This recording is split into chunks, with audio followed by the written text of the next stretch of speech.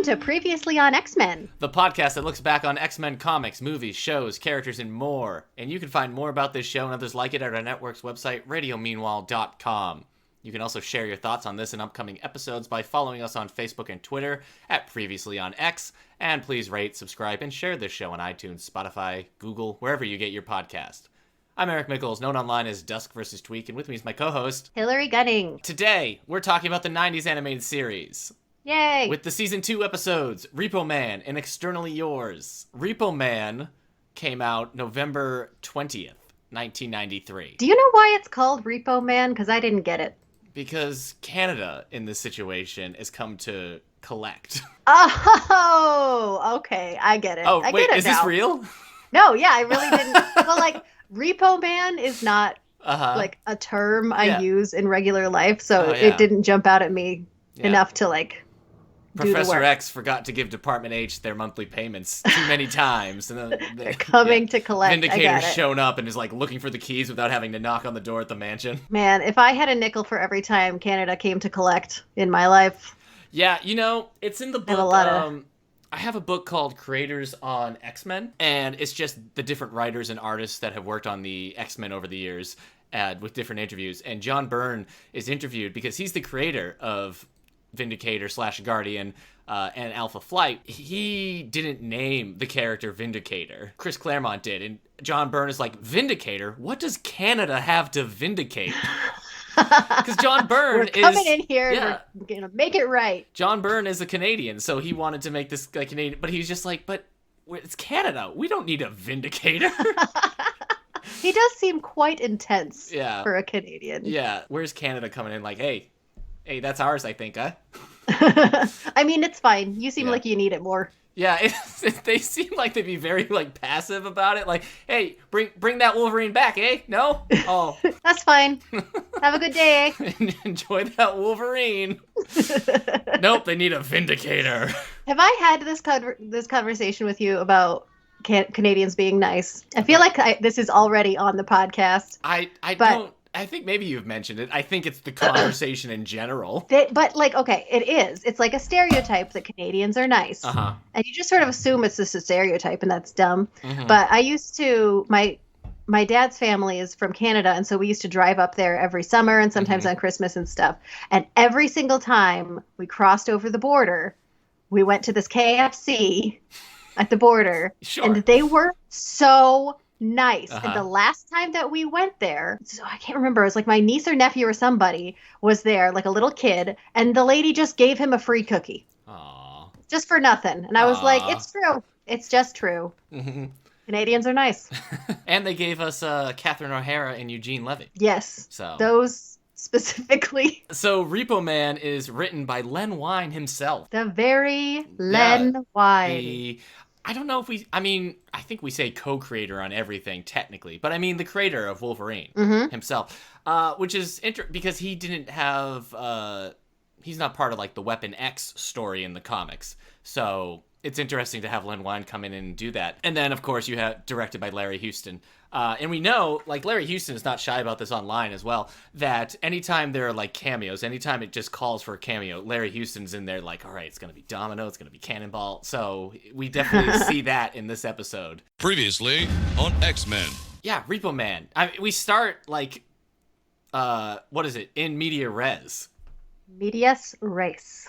What? It's not media res. In medias res. No, it's media res. It's R-E-S. Yeah, but it's Latin. No. Yeah. Oh, I thought it was French. I guess I wasn't doing it right either if it was French. Right from the beginning of the episode, it just says, where did Wolverine go? I go where I want to go. Yeah. Canada. He went to Canada. Do you remember this episode, like, watching it when you were younger?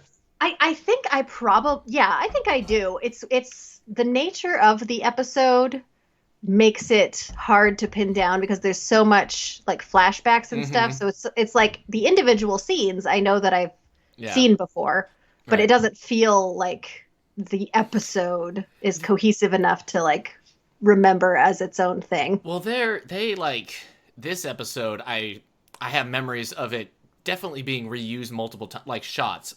in any like Wolverine origin stories, they will come back to the whole Wolverine getting his adamantium scenes and like the scenes with the professor and hearing Dr. Cornelius. It won't just be like the previously ons. It's going to be in specific episodes. Right. So it pays off for them later. So there's a good chance, even without seeing this episode, you've just seen these scenes multiple times if you don't remember this episode specifically. Yeah. Well, I mean, I know I've seen Alpha Flight ever. But Right. like at the time, I had no idea who they were, and so Yeah. they didn't really stick for me. I like them now because they have that whole run with Captain Marvel. Oh yeah, sure. Space something. Wolverine is looking for a Heather, though we don't know who this Heather is. I just love that it just opens on Wolverine in the woods. Heather! Just be like, Heather, hey, Yeah, she called me. Heather. Why isn't she calling me now? So, My notes just say Wolverine is calling for, in quotation marks, Heather. Yeah, well, because we've opened up in Med Rice. Yes, perfect. Maybe he's been looking for her for like a whole day. Maybe his cell phone has died. He's just frustrated at this point. Yeah. Heather. Heather! Why? Vindicator shows up right away. Yep. And he is a D-bag from the beginning. Yeah, he initially presents as a villain. Yeah, Which I guess he is, but like... Vindicator. She didn't ask you out here, Wolverine.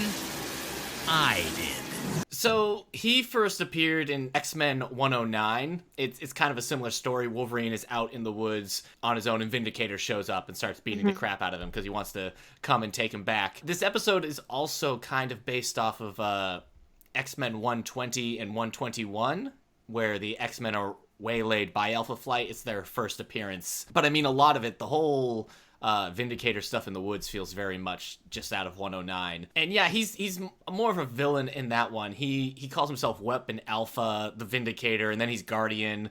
He has a whole bunch of different names. We can just call him James. We can call him the Canadian guy. Yeah, James Hudson. He's very mad at Wolverine throughout this. And He's so mad at him, Yeah, Eric. yeah. He is so, personally hurt. From beginning to the end, he doesn't change his views on Wolverine. He's just like, you abandoned us, you SOB. I hate you. Where did you go? I woke up and you were gone. He's voiced by Barry Flatman. Barry Flatman was Henry Gyrich Oh, okay. in the previous season. Here's another thing. Aren't all of the voice actors actually Canadian? That's what I was thinking must have been nice for this show, because yeah, they do all their audio recording in Canada, so a lot of the actors are just Canadian. I think all of them are Canadian. It's funny because there's one line. There's only one line when it's like, no, we swear we're Canadian, and Puck says A. Yeah. He says something like, don't matter A or something. And it's so not right. And I just it just jumped into my brain. He said that and I was like, aren't they all Canadian in real life? What is happening? Do you think they said like, that sounds too subtle, you need to do an American impression of Canadians? Yes, maybe. Because I mean, I follow I listen to some Australian podcasts, and they were watching the release trailer for the new Suicide Squad game that has Captain Boomerang, and they're all Australian, and then comes Captain Boomerang, who's doing, it's the worst Australian accent you can hear. And they're just like, what the heck? And so I just imagine, there's Australian, and then there's the American impression of Australian. And maybe sometimes, like, if you're Canadian, it maybe just doesn't sound what we expect. Yeah. You have to do that You exaggeration. gotta just lean right into it. A single tear rolls down his eye as he's like, hey. Hey. Alpha Flight shows up. It's the classic version of Alpha Flight. So you've got Puck, Shaman, Sasquatch, Snowbird, and then North Star and Aurora. I think they're twins.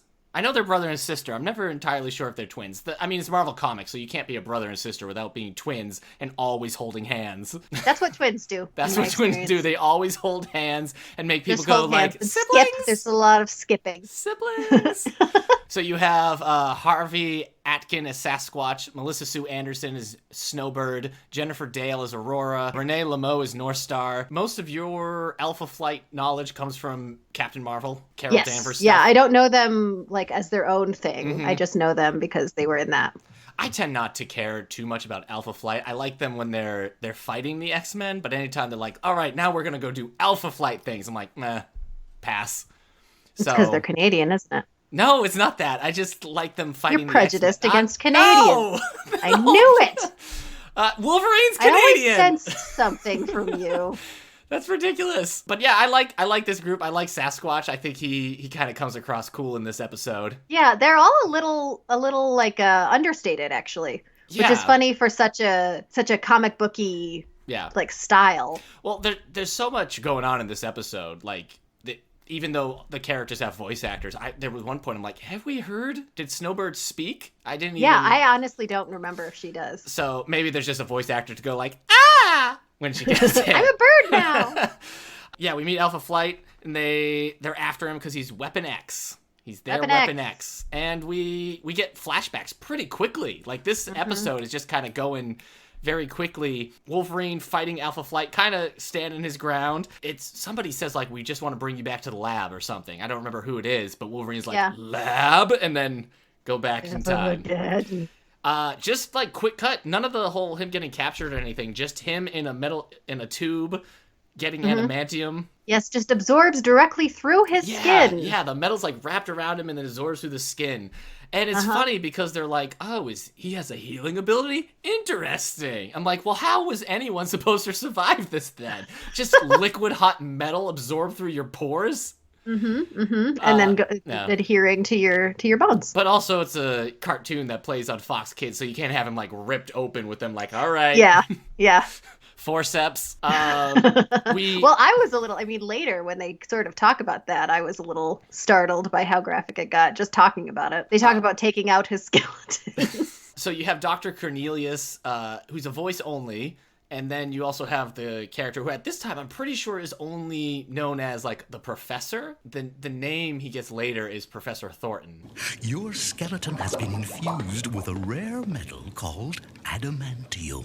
And I think like the whole idea is that Professor Thornton kind of looks like an evil version of Professor X. I think that was kind of like a decision made. I don't know if that's 100% true. So all of that stuff is coming off of the Marvel Comics Presents. Oh, when did it start? The Weapon X story Barry Windsor Smith wrote in Marvel Comics, which was like a bunch of short couple of pages issues, and then they collected all, which I think is still a pretty cool story. But that was like the first time we saw Wolverine getting his bones and or getting his metal and everything. Because in the comics there's all this stuff about brainwashing and like them testing and having him fight like a bear and a tiger and him escaping, and sometimes it's not real.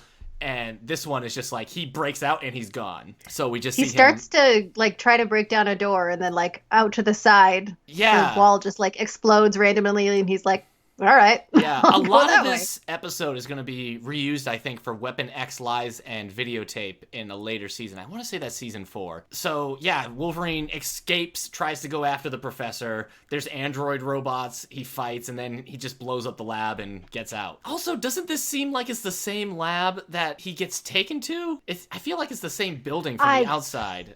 I mean, it could be. Yeah. It could be. I don't know. I don't know that it's intentionally. Think it should be. Hilary, I know because we're basically the same age. I think around the same time we were probably both on the website animemusicvideo.org. Yeah. Do you remember that? Yes. Yep. Where you had to literally download the full video to watch it because you couldn't just stream the video there. So you're like, I hope this is good because I just spent an hour. It would take hours. Yeah, the longer the video was, and probably the better quality because it was compressed bigger. So definitely. Before they really started tightening up their restrictions, there were a lot of just like other animated series stuff there. And I remember watching somebody made a AMV with this episode to the song Headstrong. Really? Yeah, it was I don't remember it being great, and it's just Wolverine being like, Headstrong, I'll take you on. So. Oh my gosh, that's hilarious. So, No, I never saw any other than anime on there. All right, so you didn't see any of those just random X-Men ones they had. No, that would have been fun. Yeah, I can't watch this episode now without hearing that stupid song. Yeah. I'll take on anyone. That's Wolverine. Woo! He's a tough guy. I like Wolverine's line when he comes back from that memory where he's like, no more labs. No more labs. Yeah. I don't know what. He's just got something against dogs or something. You think he's against the Labrador breed? He doesn't like Labradors. Yeah. Labrador retrievers. They're too goofy. And they have those hip Stupid problems faces. later in life. Schnicked. I was trying to be It's serious. sort of I like was, when Scarlet Witch says no more mutants. He's saying yes, no just more. like that. He's no trying to more get rid of labs. all Labrador breeds. Yeah, okay. Yeah. I get. That's what I does that thought. I mean? just wanted to confirm. I was trying to be serious because I feel like Wolverine has some pathos in this episode, but Yes, I of guess course. it's more about the dog breed in this one. Jean is looking for Wolverine. No, he's not. She's looking for Professor No, X. she's Nobody cares where Yeah, Wolverine is. Jean has Cerebro on Yeah. because she's looking for Professor X. But the reason Oh, why right, yeah. it's funny is because she sees all these cameos. We get Nightcrawler, Archangel, Cannonball, Domino, Scarlet Witch and Quicksilver, and Psylocke. Just for fun. Yeah, just for fun. I actually had to go back a few times. Like, that is Cannonball, right? I didn't. And you know what? We see him later, and I don't think he looks like that model that we saw. It's always funny when they're just standing and then they like look. They're never just like doing their taxes or cutting out coupons. They're always in full costume in an action pose, being like, "Huh?" Yeah, it's like they're doing like a sitcom opening music kind of a thing. Yeah. They're like, hello. Anyway, she's looking, and there was a brief... Rogue is in this episode, but she doesn't have any lines. Like when Gambit was in the Red Dawn episode and didn't have any lines. Anyway, she also looked a little off-model. I don't know if that's important or not. Yeah, I think I know what you mean.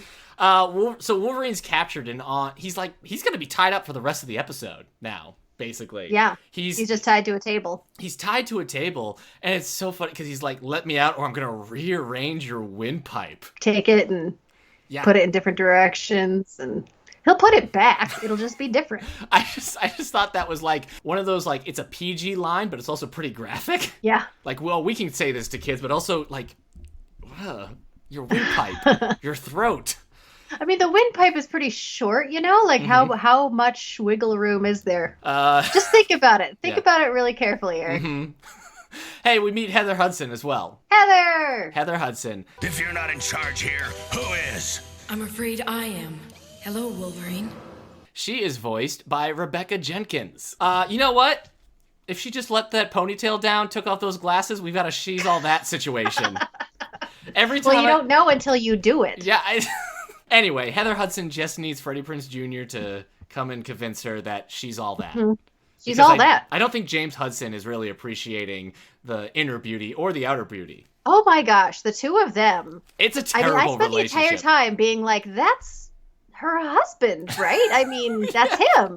Yep. From the beginning. Yeah, at the end, where Pays she's like, no let me attention to go! It's not a healthy relationship. No. Heather Hudson and Guardian are just like, don't you were our friend or something. And so we get this, like, we get another flashback of Wolverine out there in the woods after escaping. He's gonna he attacks them because he sees a gun and they're gonna shoot a deer. Yeah, and he seems a little bit like he's out of control. Yeah, he this is feral Wolverine at the moment. Yeah. And he has that why would they do this to me? Why me? But then it also is like Heather's teaching him to read? Yes, that does seem to I be don't know part if of she's it. just like has a specific book that might have some answers, or she's like, this is the lowercase a. They find him and they take him to their cabin or whatever, and it does seem. I mean, the whole thing is them like rehabilitating him, and that's part of it. So it really, it seems like This they're is called like an automobile. Yeah. Teaching him Car? the ways of the world. Yes. Very Who good. am me? Yeah, it's very like just start from scratch. But I'm like, I think he's okay. I think for the most part, but maybe not. Maybe they really Just clean him scrambled his up and brain. let him go. He seemed to be Maybe- fine when he woke up in the. He was like, my hands are itchy. What did you do to me?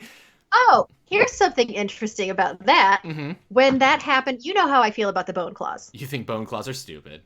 Yes. Yes. But listen, when that happened and he was surprised by the claws, it felt wrong to me. Because you know that there's bone claws. Yes. Yeah.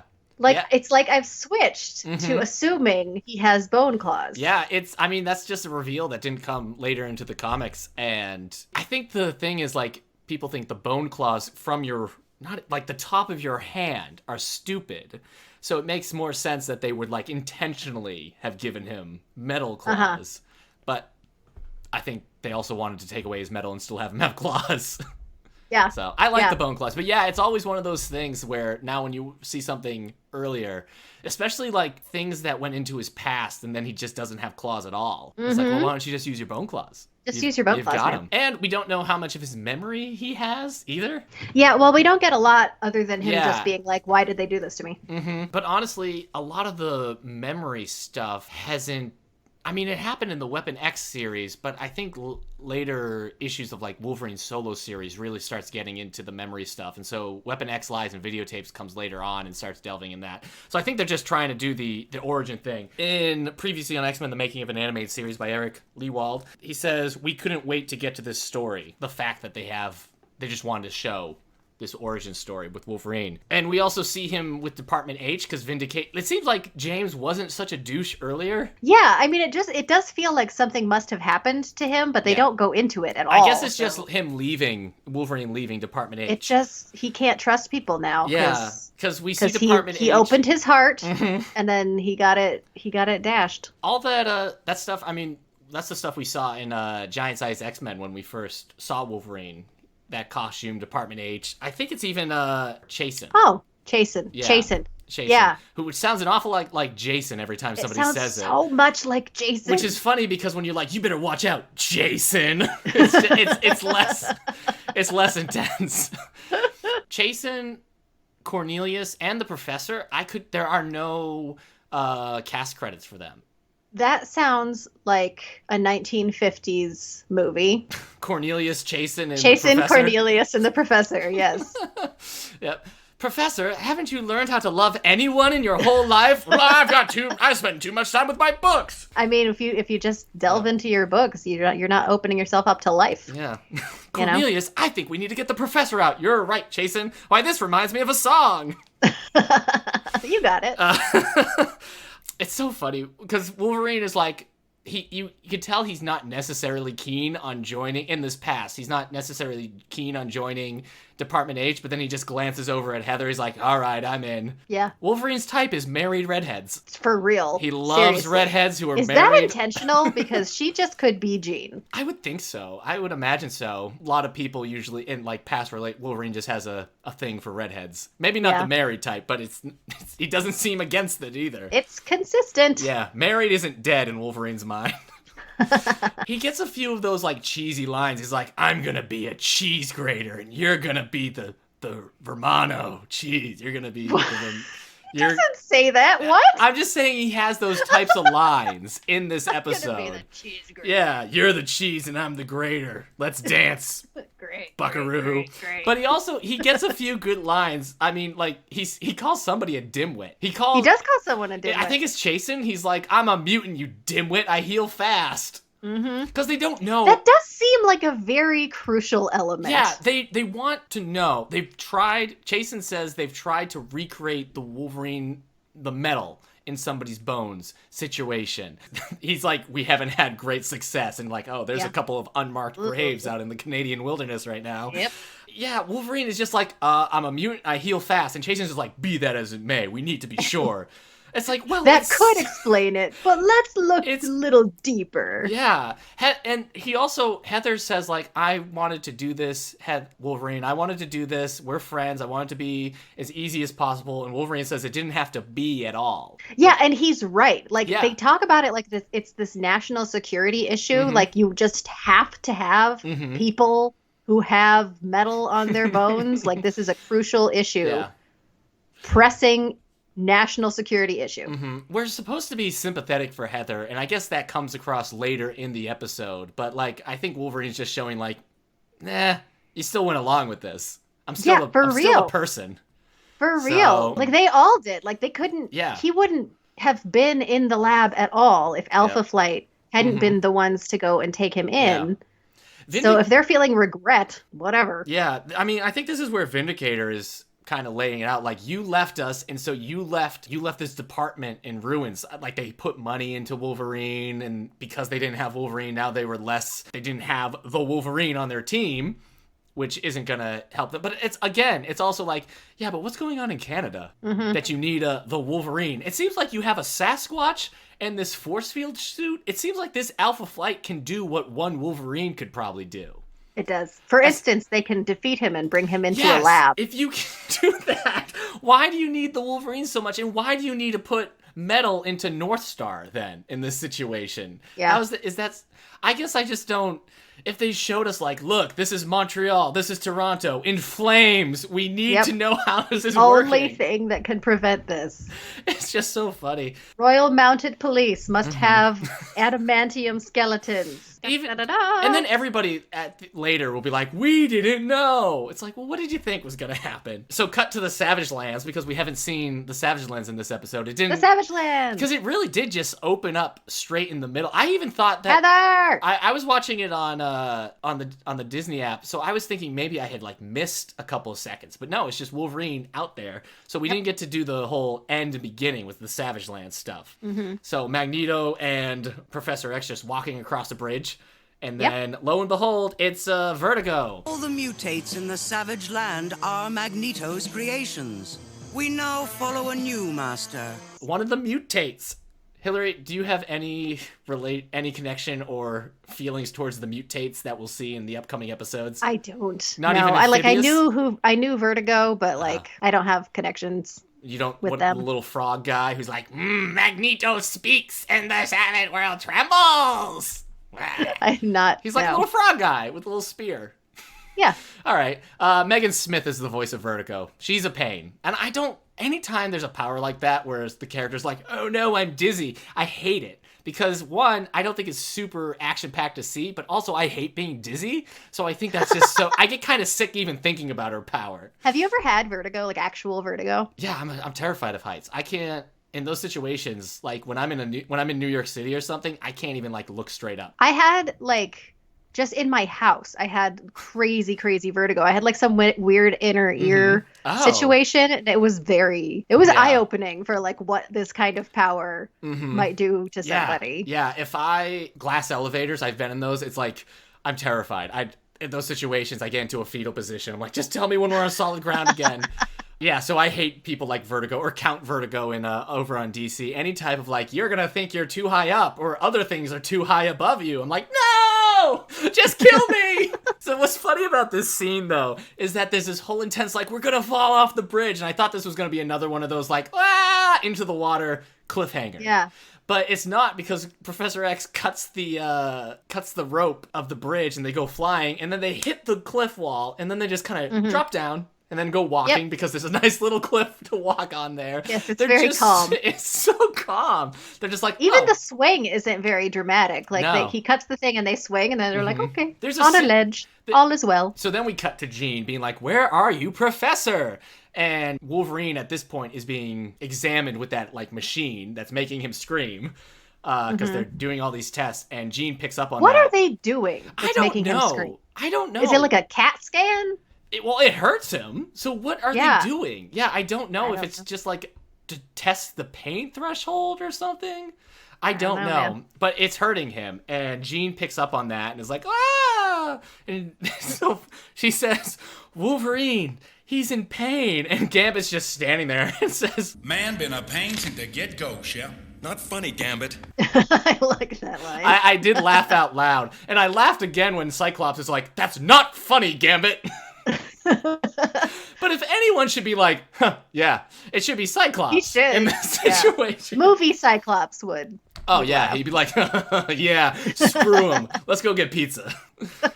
What's annoying about Jean in this scene is that they're like, oh, well, where is he? And she says, I can't find him. He was too distant, it was too weak. I'm like, well, Wolverine's just like a little up north in Canada. How are you going to find Professor X in this situation? Well, maybe it's because Professor X is a psychic. Yeah. So, like, they could. Well, it seems connect. useless that if Jean with Cerebro can't find Wolverine screaming out in psychic pain, then what good are you, Jean?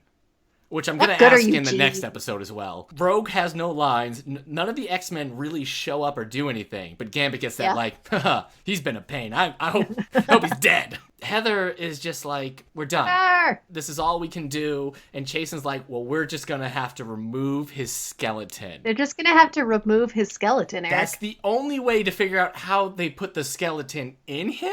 Are you crazy? He's no animal that you can cut apart. It's the only way, and it's worth it. Because Weapon X needs metal skeletons. I just don't get it. At least one more. Yeah, not Weapon I X. think. I'm sorry, Department H. So Wolverine breaks out because Jason and Vindicator, Jason and grabbing Heather Hudson and like shaking her and like, no, we have to. She's like, let me go. And they spill a cup of water on the machine. Yes. Yep. Alpha Flight shows up because they were like, wait a second, you didn't tell us you were going to remove his skeleton. That's a step too far. Yeah, and so then they help fight the androids and Wolverine breaks out. And I was thinking like the animation isn't bad in this with all the action. It's actually like fairly strong. There's the scene where like Wolverine in the flashback is just in the woods in his feral state and we get that close up of his eyes. And he's like looking back and forth and then he gets like focused like, don't you dare tranquilize that deer. I'm feral! So anyways, I thought the animation was good. They defeat the androids. Vindicator's force field gets wrecked somehow because it made contact with something, which seems like what you don't want a force field to go out doing. Yeah. You would think it's supposed to anyway. Well, does it like short? Is it like a short circuit? I guess, but short circuit's hitting an android. So what does that force field protect against? Non-electronic devices? All right. Wolverine's going to stab him. Because as soon as he's out, he wasn't even going to fight. He was just going to go out that door. But Vindicator stopped and was like, we were your friends! I hate you! And, I'll never let you go. And so when his force field goes down, Wolverine is just going to stab him. And Heather jumps in. You cared for me once. If you still do, let my husband go. I still love him. She's in this toxic relationship, so, you know, you can't hurt Vindicator. She says, I still love him. Yeah. Which I think indicates that there's some history. Yeah, stuff has There's been happening some turmoil. since Wolverine left. However long it's been, they've come home a few times without talking. Somebody slept on the couch. You're always at the office! I work all day! I'm the Vindicator! You never want to vindicate me. Won't you vindicate our love? But even though Alpha Flight helped him a little bit, Wolverine says, if any of you come after me for any reason, all bets are off. Mm-hmm. So at least he doesn't say what he'll do. Yeah. You know? He's not going to rearrange their windpipes. Yeah. All bets are off. So it's like, all bets are off. So, he's not promising that if they show up with, like, a Christmas card, he's just going to murder them. Right. Puck he shows up some and restraint. Wolverine, did you, I can't find my car keys, Wolverine, and, like, I think you had them last. All bets are off. Wolverine, I have a nephew, and I hate to ask, but he could really use a summer job. All bets are off! All bets are off! Stab. Then he just leaves. No more labs. This episode, like, when it was over, I was just like, dang. There's a lot in this episode. There is definitely a lot, yeah. I mean, we get Alpha Flight, we get Wolverine's origins, you get this whole, not just the metal origins, but the origins of him with Department H. You get a lot of stuff with him and Heather and James, like him learning to read, and, make way for We don't ducklings. know when any of the other X-Men learned to read. When true, or how. And we get then the Alpha Flight stuff, all that stuff with his bone. I mean, there's just a lot going, and still the Savage Land stuff. Like, this is a busy episode. It doesn't seem like you're super thrilled by this episode. No, or is it just because you don't have a coffee? If you had a coffee right now, would you be like, yeah, this was a good episode? That's true. I don't have a coffee, and I didn't have one while I was watching it. But Hilary. no, I don't know. I mean, it's not super fair because I'm just not a Wolverine person. But to me, it felt very like, okay, we're going to do a backstory episode. Here it is. Wow. Okay, you've seen it, the end. Wow. I actually thought this episode stood up fairly well. I remember seeing it for the first time, and it was still where, like, I was waiting for the essential X-Men black and white collections to come out, or just getting whatever back issues I could. So a lot of this, like, I hadn't read the Weapon X miniseries at this point. Any of his memory stuff was still like a mystery to me. So like this Repo Man was probably the first time even when I saw this much later, like when I was 14 or 15, that was when I first saw it.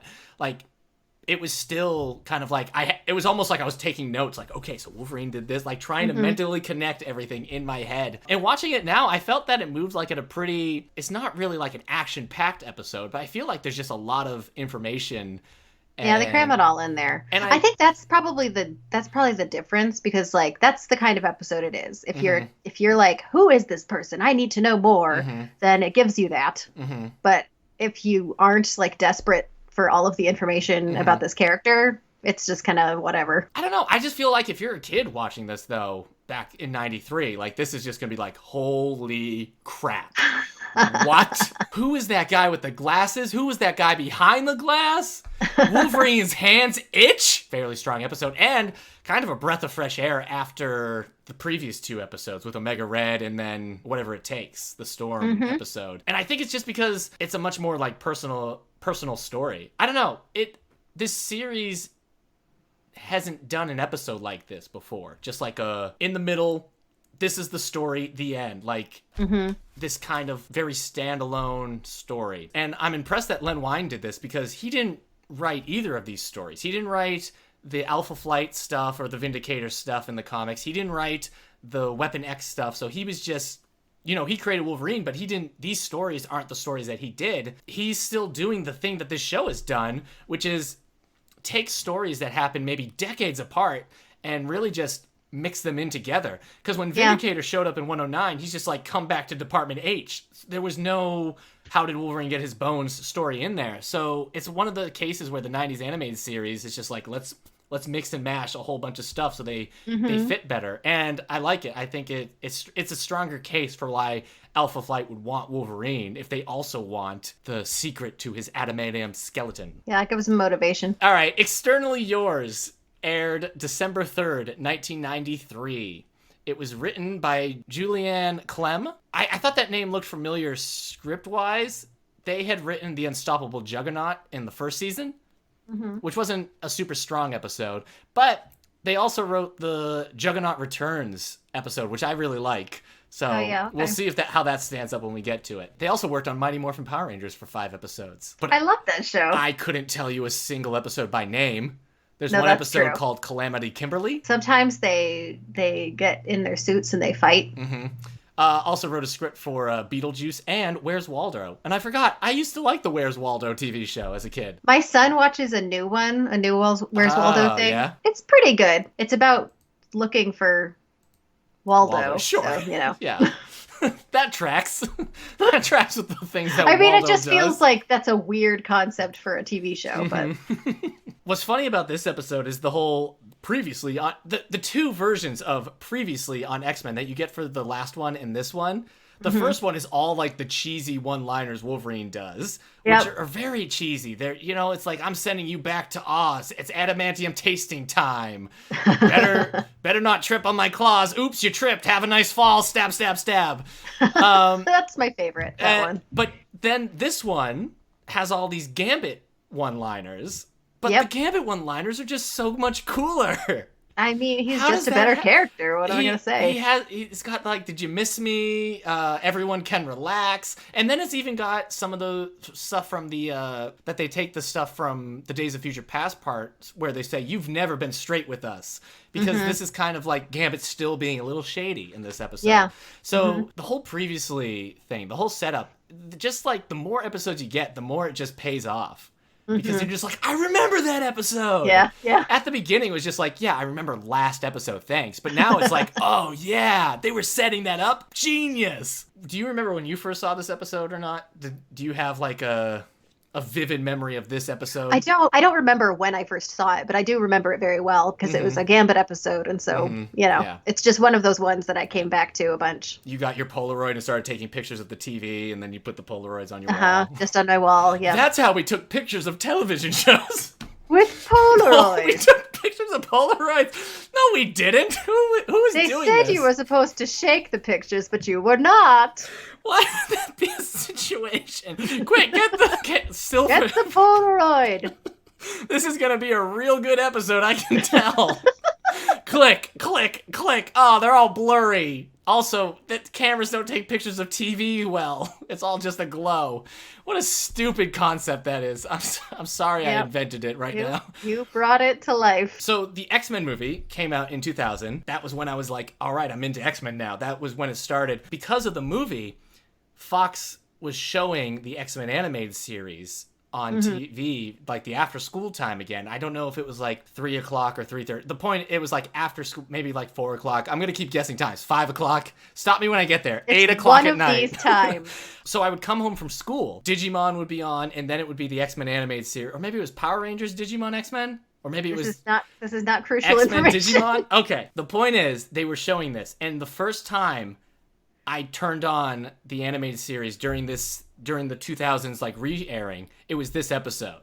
Oh, that's cool. So really, this is like the first episode I ever watched from beginning to end. That's cool. 1 or 2 episodes, but I don't know if I had seen them all the way through, and I definitely didn't know what I was watching. Yes, I have a special place there's a special place in my heart for X-Ternally Yours because it was like the first one. Yeah, it was just like, oh wow, what am I'm doing it, I'm watching an X-Men cartoon. It's happening. Yeah, I don't even know if I had seen the movie or not at that point. I probably had. Oh, I was coming home from school, so yes, I had. There, I've set the scene. Now, painfully. I feel like I'm there. Yeah, we open to Cyclops in the Danger Room, fighting some kind of like Tolkien-esque monster with tentacles in space. Yeah, with Rogue and Jean. Yeah, screaming in the background. Yeah, of course. And help us! I know it is just a Danger Room simulation of Rogue and Jean.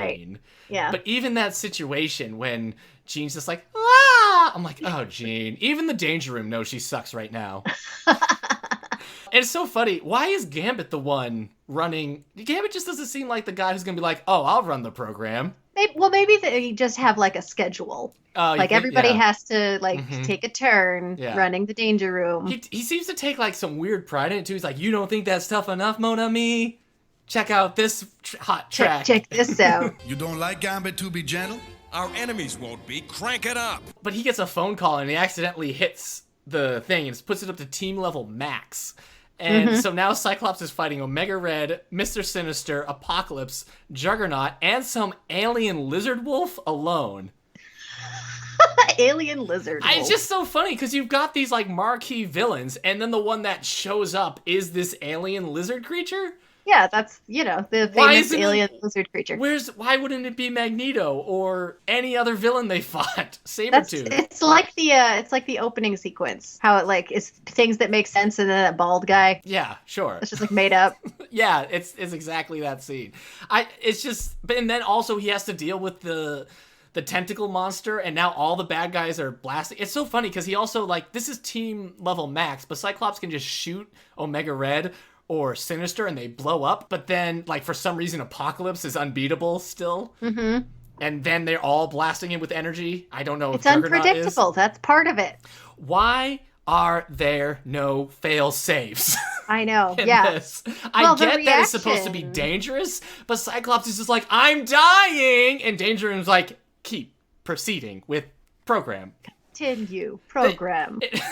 Yeah, because Rogue sees what's going on. She's like, holy crap! He's gonna die! Yeah. Because he is. Because no one's ever said, okay, if your heart rate is elevated at this point and we can tell you're about to die, the program will shut off. There's a safety feature here. No. Yep. I don't get it. But then that's how the Danger Room is. If you're gonna get smushed, you're still gonna get smushed. If you're gonna get Danger Room. Blasted by all these villains. On the phone call, Gambit gets a call from... I don't remember who the name is, but he gets a call from one of the guys being like, your brother, he's in trouble. He needs the tithe. They have the tithe. Do you have the tithe? Get ready for them to say tithe every 2 minutes. And our tithe. They attack on the day of the tithe. No one has ever... Who cares about the stupid tithe? They say tithe a lot. They say tithe. But the first thing that we get is him saying Remy. And so you know right there that it's like something from his past. Yeah. That's true. Yeah, right away. And also, it's got that bad Cajun accent, so you know. Bad? Is it bad? And we get so it's much him on the phone, and Gambit is like, initially he's like, forget it, I'm not part of this anymore. But then, they took the tithe or something, and he's like, oh, I gotta go save him, and so he They takes say off. they're gonna kill the tithe and or not. They're gonna kill your brother and take the tithe. and take the tithe. Like they just need him to come help. All these characters. I think it's Pierre is the name of the character that's on the phone with him. All these characters, Belladonna, Pierre, his brother Bobby, the X-Ternal, all unknown voice actors. Though I'm pretty sure the X-Ternal is just Storm's voice. 10 years have passed. That's definitely Storm. It sounds like her, but I don't know who is doing any of the other. I don't know who's doing Belladonna at all. It seems like they didn't jump out. Credit that. Rogue busts in, and then Gambit's not too shy about it. He just says he has to go. They're gonna waste my brother. He doesn't do this that like I gotta go and then just leave. He mentions the brother. Flashbacks of Gambit. You get Gambit with his thieves, like long hair. the assassins and the thieves guilds. You know, when I first saw this episode too, I was like, wow, this is so cool. Assassins Guild? Thieves Guild? Belladonna? What are these ties? I thought it was so cool.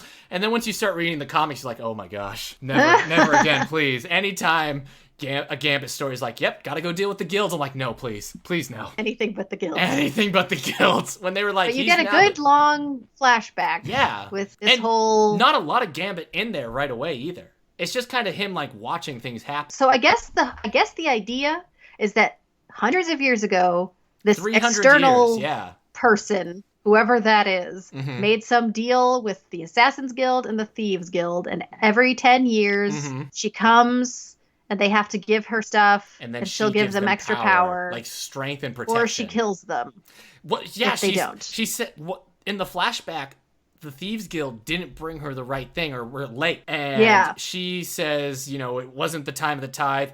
Sent to a place of darkness never ending, and the guy just disappears. So that's just where he is. He's just in, I assume, some kind of conscious oblivion, like some kind of eternal limbo. It's dark. It's a dark. So don't forget the tithe, Yeah, and so now Remy's brother, Bobby, who I don't think is the name of the character. I don't think Gambit's brother is named Bobby. I think it's a different name. But also, I tend not to care about the Thieves Guild stuff. So yeah. But they I guess there's like a chosen one person from both the Thieves Guild and the Assassins Guild. Now she killed the one from the Thieves Guild, and now Bobby, his brother, is going to be the chosen one. And she says, if you don't do the tithe the right way next time, all of you are going to be killed. His brother's name is Henry in the comics. That's better. This is interesting because, well, for one, again, and previously on X-Men, the making of the animated series, Eric Lewald said of this story, we set up the character of Gambit to be mysterious in part because in 1992, we and even Marvel knew so little about him. And when we interviewed him and Julia Lewald, we talked to them about that, working with these characters that were brand new. And they talked about the struggle, about how a lot of the characters like Cable, like Gambit, like Bishop were new, even just like talking back and forth with Marvel and like having to write to them sometimes, just be like, what is this character about? You just didn't know. Gambit's first miniseries that this is based on, Gambit number 1 through 4, the first issue came out December 1993. Oh, wow. Same month as this episode. So I wonder if maybe they told them what was going to happen in this. They must have had some insight. They had to have a heads up of like the 4 issues before they were done, because this 4th issue didn't come out until March. But I just imagine that could be like such a headache. Like, okay, we're doing a Gambit origin story because you asked for Gambit to be in this show instead of Nightcrawler or Colossus. And so here he is. Tell us something about Gambit, please. So I imagine watching this episode at the time must have been an even bigger deal than the Repo Man. Yeah, because you're really seeing like what his deal is as a character. I like what they do with this episode. With they use it to show his background, but they also use it to further the narrative with them not being able to trust him and being concerned that he doesn't trust them. It like has some like team dynamic elements to it too. It's not just like what his history is or whatever. And he's pretty in his element in this. The Gambit voice actor, Chris Potter, the voice actor for Gambit, gets to have some like pretty fun, like he gets to show a little bit more range for Gambit than because he always has that kind of like the cool one-liners or what am I trying to say? He's always had like a level. like this cool, mysterious level. And in this, he gets to be a little bit more emotional and a little bit angrier. Like when he's complaining about the tithe and, you know, like 300 years, nobody remembers why we even do this. There's like real frustration in there that like we haven't really seen from Gambit. Even in the Days of Future Past where everybody thinks he's they might think he's a traitor. He still gets more range in this, which I like. I think it helps with Gambit, the character. When will it stop? Assassins kill thieves, thieves kill assassins for 300 years. No one knows why anymore. Yeah, it's nice to see. I mean, you're it's the first time that you're seeing him unguarded, basically, like because these are his people. They know him, and he knows them, and so he just has more to say to them. Yeah, he can't really hide anything. Because everybody knows everything about him. I mean, when he's talking to his brother, he's just, like, legitimately, like, annoyed and angry. Like, you stupid idiot, how'd you get in this? And you're right, because the other X-Men, Wolverine says, like, you know, that Cajun doesn't trust anybody. Why should we trust him? Because he just left. And Rogue's like, I didn't even know he had a brother. It's like, well, did you ask? Maybe you're just not a good listener, my Rogue. God, yeah. Also, she should know. He's kissed her once or twice, and so, if anything, Rogue should be like, oh, yeah, he has a brother. I know that because I've been in his brain. And he gets some moments with Belladonna, too. Because we meet Belladonna, who don't know the voice actor for. Belle? How nice you remember. She's in like, what is it, like a prison, a dungeon, something. Because he finds his brother. Belladonna and they're going to exchange him. That it's Belladonna. We know that they have a history because he calls her Belle, not Belladonna. He calls her Belle, and so it's like, oh. And she asks if you like the dress, but you never saw it. So that must be her wedding dress that she's wearing to him.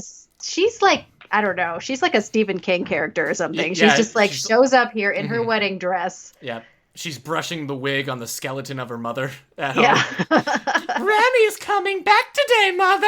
Oh, I will never let him leave. We find out that Gambit and her were supposed to be married, and it was going to bring the guilds together. But Gambit, at the time, knew that they wouldn't let them live, and that it wasn't going to work. And so he left. And she's like, you could have taken me with you, which I think is a fair... But, like, maybe he didn't want to. He said he was scared. And he's sorry. Yeah, maybe it was because it was an arranged marriage. He's like, nope, I'm out of here. But I feel like he still has some connection to her. I mean, I don't want to get into the way it plays is that they have a relationship and a history. And in the comics, they were married, so, you know, it was a thing. But she's definitely, like, over the deep end. Oh, yeah, that is. She's a villain most of the time in the comics. I don't hate Belladonna for the most part. I just hate all the guild stuff that the two characters bring with them for that. Because it's always convoluted. The biggest problem with Belladonna for me is actually her character design. Oh, because like the braids? The braids, I just can't stand it. She just like, looks armor dumb. Dress? Yeah. I never like connected with her as a child. I was just like, what's her deal? Her blonde braids. She puts a ring on Gambit. She says, if you wear this ring, I'll let your brother go and they can have the tithe. And he just does it. He just puts it right on. But he does ask, what does it mean? Yeah, he does, which is so stupid because she's like, I'm currently wearing the wedding dress. I still wear your ring. Still, to this day, the wedding ring that I was going to wear. So you put on this ring. And I just immediately, but like before anything else happened, I wrote down, she thinks they need to get married. And he's just like, what? He just puts it on. Doesn't have any idea. Well, I wonder because I imagine he's thinking like she knows I'm not going to stay. So what do you think this ring's going to do? But the ring takes away his powers and hurts him when she wants him to. Yeah, she can like zap him. Yeah, she's like, you never leaving me again, you dummy. But I love you. Don't worry, I love you. Yeah. She's like petting his hair while shocking him. Don't make me hurt you, but I love you. The X-Men show up. We've got a lot of like split teams. These past bunch of episodes, really. Voice actors taking days off, I guess. But it's Jean, Rogue, and Wolverine. Wolverine just kind of showed up. Yeah. Because I think it's funny that Wolverine comes because like when Wolverine was gone, nobody went after him. Yeah. This time, Gambit leaves, doesn't say that he needs help or seem really and now to everybody's need help. going. And they're like, we've got to find him. Yeah, but they couldn't find him in Canada. There was no way Jean with Cerebro could find How are Wolverine. you supposed to find someone in the Northern Territory of Canada? I guess what that shows you is they can't do an episode without Wolverine. Even a Gambit solo episode. One of the characters who could have a solo episode without Wolverine, you can't do it without Wolverine. But I mean, I do kind of feel like he would go Yeah, sure. if Gambit was missing. Yeah, he's gonna help other people, even if they're not helping him when he's being electrocuted. I hear you need help tracking a Cajun. They get to this mansion that looks like the mansion from the first Resident Evil game, because they're all just living in this, like, rundown swamp, and they're like, oh, this is where Gambit grew up? I'm like, well, no wonder he left. Or did they say that? Well, Wolverine says no wonder he's so messed up or something like that. I guess me and Wolverine are just in sync. They fall through the floor, and it's funny because Jean hovers, Rogue flies, and Wolverine just lands. Yeah, he's just like plop. Yeah, nobody caught him. He's just like, I can do it. All the Thieves Guild are there. They're upset about the X-Men because they need to go to the tithe and they don't want to deal with this, but the X-Men want to know where Gambit is. So they all point their guns at them. And Jean just uses her power to shoot upwards, which then wrecks everything. The ceiling comes down. Reckless. But it's so funny because the ceiling comes down. Rogue is just standing there, puts her fist up, and the thing just lands on her and breaks. She doesn't move. She doesn't punch. There's no forward momentum. She just stands there and lets the thing break over her. She's very tough. It's just so funny, just like how casual her super strength can be. Yeah. Is this the first time we've seen that claw thing Wolverine does a lot, where it's the two end claws and then he's threatening to bring up the middle claw? Oh. Sometimes the claws slip. Take us to Gambit, and it won't. Yeah, I think it is. In the animated series, that's the thing they've done in the movie. That was like the first thing we saw him do in the movie. But yeah, I don't think it's happened in the show before. When I first saw this, that was very impressionable on me. Just the whole, like, the two claws around your head and that threatened of that middle claw. I'm like, oh no, will he do that? Yeah. Oh my gosh. It's pretty intense. At 14, it was like the coolest, most threatening thing in the world. I'm like, oh boy, can they get away with it? If this was Logan, that third claw would have already gone through. He's like, we'll talk to you then. Oh, I did it again. There's a bunch of them. They all know the same information. Yes. Belladonna is bringing Gambit with her. They're going to the tithe, and instantly Gambit just pushes her away and says the tithe she gave you is a fake. She's tricking you. And it was very unclear what they expected to happen. Yeah, so it's just kind of like, what was Belladonna's plan? Because she didn't, like, silence him. He just does it. He doesn't agree with it. Yeah. Because Belladonna, when she traded the tithe and the brother, she gave them the wrong box. Yeah, she gave them the wrong box so that they would get killed by the external. Yeah, and she told that to Gambit. She told Gambit and then brought him with her. We're still going to get married, and he's still making it like they won't let us get married. The Assassins and Thieves Guild have always been fighting. Her plan is to give them the wrong tithe so that the external does kill all the Thieves Guild, and then it's just the Assassins Guild, and her and Gambit can be happily married. I think she's just crazy. She is. Like, I think that's just how it, like, she's just completely lost it. If she's just been, you never get a sense of what these people do on a normal day when they're not doing the tithe. That was 10 years ago. Who knows what's been going on in her life since? Just in the swamp.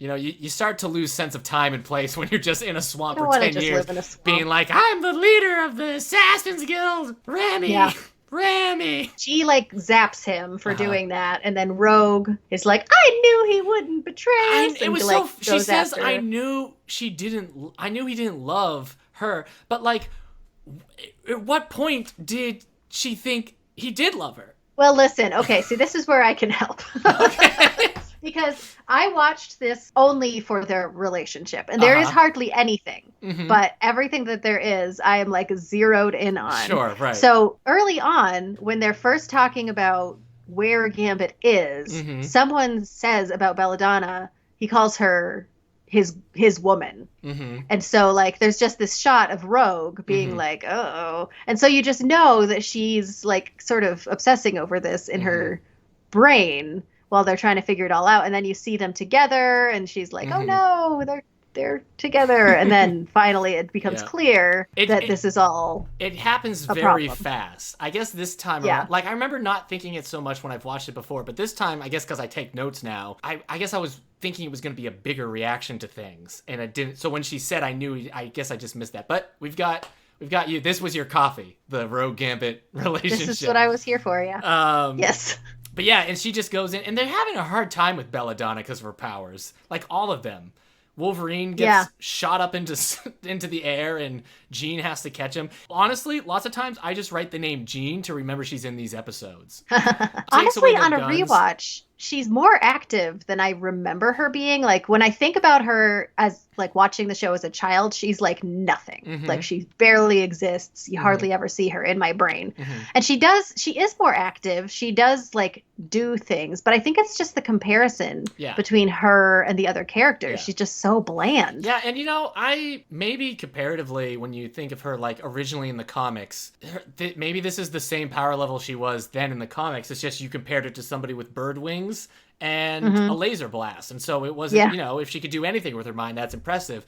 But yes, once you start bringing in these like the power creep and now you've got Rogue and Storm and stuff, suddenly it's less, she's much further down on the scale than she used to be. Since if you bring her in at that with these characters and you don't give her like a power boost, you kind of have an issue there. But I guess she does take their gun. She has that line. I can't stop you from hating each other, but I can slow you down.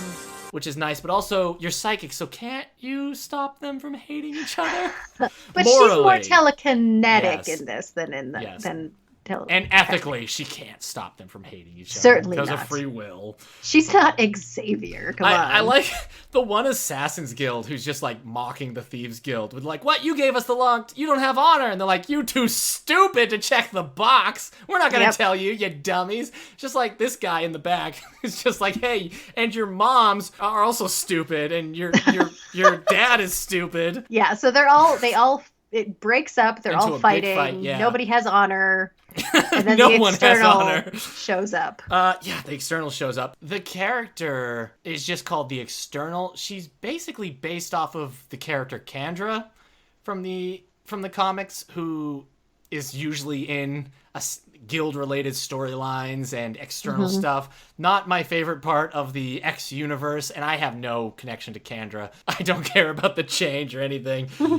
It is very like vague, like what is the tithe? Is it just a gold box? Why does she care? And then what she even does just gives you kind of strength and not, I don't know. She boosts their power. Yeah. Wolverine has this line. He says, I don't care which spirit ladies do what to which Cajuns. I liked that. It's just, I guess that's why you bring a Wolverine in these situations. Yep. Because he's just he's gonna focus on the important things. He's like, I'm just here to bust up a wedding. Yep. But they just want to, Jean and them, they want to solve the problem. What's going on? So Jean psychically shares the truth about why the tithe was wrong. Oh, right, because the External is going to destroy the because thieves, it's like, this isn't the right tithe. How dare you? I told you. I warned you. And so Jean says, like, look, now you'll see. But what I hate about it is as soon as she does that, Jean, like, falls to the ground. And I'm just like, why? Well, she can't use her power and her legs at the same time. Exhausted from using the basic I mean, I guess you could say this is a spirit lady, so maybe that's not easy. Maybe it's harder. Still, she has so few wins. Just let her be like, now look. And then she's like, see? Just have her stand proud that she used her powers. No. She can't. Falls to the ground. Yep. If this wasn't a cartoon, that nose would be bleeding. The External is like, you thieves have the honor, not these assassins. I will do what you want. And so Bobby LeBeau's like, kill all the assassins. And Gambit just pushes him to the ground now and says, Bobby, shut up. Gambit is just... I do love how he says that, because it's not like, no, you mustn't. It's like, just go away. You're talking to your younger, stupider brother. Yeah. And it's great because even though this is all of like Gambit's people in a way, he's just so over it. He never wanted to come back here. He's just so done with it. He's so annoyed he has to be with it. He's not being like patient and everything with them. So yeah, he's pushing people around. He's messing up plans. He's telling them to shut up. It's good for Gambit. So he tells the External to take her power, but not her life. Yep. And then he gets that pretty sweet line where he takes the ring and she's like, Gambit, don't you still love me? Or Remy, don't you love me? Are you going to leave me? He says, "This is not my home. I am not thief or assassin. I am an X-Man, and I'm never coming back." And then he says, also, play 52 pickup, and then he throws a bunch of cards at her. She's like, no, Gambit, not the card tricks. No, please. So do we get any kind of conclusion for this external character? Like, is she just done She just for this? disappears. Yeah. So then she'll come back in 10 years? I guess. I don't know. I don't care. If they keep threatening to bring this show back with Disney Plus now, and it would have been like if they did that, I'd be upset. If they wasted a new episode, like, let's go back to the guild and do this. Yeah, well, they're probably going to, Eric. So no, not this. I'm back after 20 years. Oh, tithe. That's tithe. I'll say it.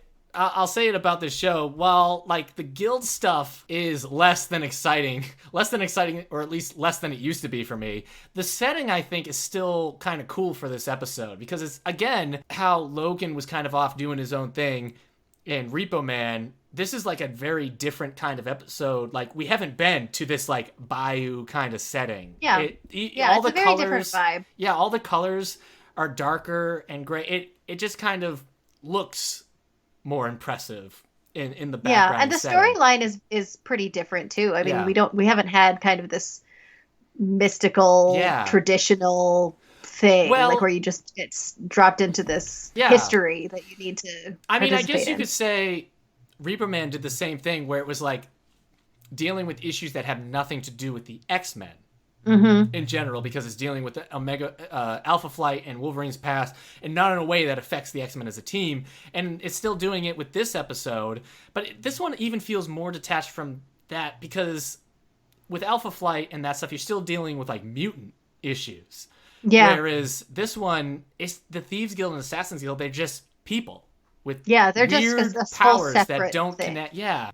Why would the X-Men be over here? So it's a very different thing. And then we get that, like, we also kind of get that conclusion about, like, trust. And, why didn't Gambit tell us he should trust us? Doesn't being an X-Men mean anything? And which I think isn't, I guess Cyclops wasn't there. Because Gambit did show being an X-Men means something. Because the whole time he's like, I'm not staying. And the last line he has as the Belladonna is, I'm an X-Men. Which I always appreciate coming from someone like Gambit. Because Gambit's always so aloof about it. It's nice to know that he is committed to the X-Men. Like, it does mean something. Yeah. Rogue and Gambit are outside on the steps, and they just have a sit down at the stairs, look outside thing, which I'm sure you eat up that scene. I did. Did she, like, bring him a coffee or something? I don't remember. Yeah. I thought she brought, maybe she just, I think maybe she does. She brings him something to, like, be comforting. And I'm sorry you don't get to watch them for just, like, sit quietly outside for an hour. I can't tell you how much I would love that. just them just sitting there, not really just talking. Enjoying each other's company. Just looking up. You know what? I'll just get you a CD that's just the sounds of, like, crickets and maybe, like, that upstate New York, and you can just imagine that Gambit and Rogue are just sitting there at the same time to those sounds. Okay, I love it. But then cut, because guess what, Hilary? We haven't seen the Savage Land this episode. Oh, the Savage Land! Magneto and Xavier having a talk about the worst of humanity because this village is on fire. Yeah, they come upon a village that's on fire. It feels like we Magneto missed a thing here. It does. It really does. We're really getting a quick tour of the Savage World through every episode, but it does seem like a Savage World. That's a rule set for tabletop. Savage Land. Like, it seems like who were these people? Why is Magneto upset? I guess just because it's a village on fire? Yeah, I think he's upset because it's just further proof that humans fight. Yeah. And Xavier's like, we've seen the worst. We can be better. Yada, yada. I shouldn't yada, yada Professor X when he's talking about being better. Yes. But we meet Barbarous. We mutates follow a new master now. Yep. Barbarous with his forearms. Yeah. He's another mutate. He's a mutate. He always reminds me of that, I can't remember, Gorgo? Mortal Kombat character. I'm sure that means nothing to you. The listeners, perhaps. I tried to find a voice actor for Barbarous. How did they stop him? I think my brain turned off. Xavier throws a spear at a bee's nest. Oh, right. Yes, I do. And yes, Barbarous is just like, oh, no. Just kind of doing that, like, dance where the two legs are bouncing up. He's like, bees, bees, But bees. luckily, the bees leave Magneto alone. Yes, Magneto gets out. And yeah, Barbarous can't leave the bees. No. Because they've taken away their powers, and you get to see Xavier be pretty ingenious in certain times throughout the cutting rope the Savage bridges. Land. He gets stuff done. Yeah. He's not helpless. And that's the end of the episode. The Savage World stuff. Land. Oh my gosh, you're right. The Savage Land stuff feels... Maybe... Did they feel as so superfluous on the previous episodes? No, it's starting to get that feel. Okay. Like it in the earlier episodes, I think it felt a lot more like not connected to the episode because like they're not. Like the plots are completely separate, but like they were there for a reason. But I think it's sort of reached the point now where we should have connected them back to the main plot by now in some way. It just feels kind of samey. Yeah. Like it's just them walking in the Savage Land. And I guess we've discovered the mutates. That's a new thing. Yeah. Like, that's new information that the mutates are involved in some way. But the stuff with Barbarous isn't that different from Vertigo. It's like they walk, they talk about history or something, mutate, escape. All right. I just felt that this episode, that it felt very, I don't know, inessential this time. Non-essential. Yeah, you're definitely right. Okay. You're definitely right. That's the episodes we watched. Obviously, you still enjoy X-Ternally Yours then? I actually, not really. Okay. Like, I like watching Gambit, and I like the tiny bit of, Gambit Rogue stuff that we get, but I don't really like the episode. And I like that it is different in the ways that it's different, and that it has, like, is a window into a different world and all that stuff. But I don't really think they do a great job of, like, I think it's possible that you could drop us in to this tradition and all of that and have it work where like we don't know what's going on, we never know what's going on, we just experience this moment and then we leave. That's a thing that can work. I don't know that it does in this episode. I think mostly it just feels like I don't know why that's happening, I don't know what's going on, and I don't care a lot. And like, I mean, I'll always have a soft spot for X-Ternally Yours because it was that first one. And, like, this being the first one and not knowing, like, anything about Gambit and all these, like, mysterious characters, this being, like, the first episode I ever saw, it was like, whoa. I can't. It felt like somehow seeing this episode meant I was, like, learning a secret that I wasn't supposed to know yet about the X-Men. Like, it was too early in my X-Men experience to be finding this stuff out. So...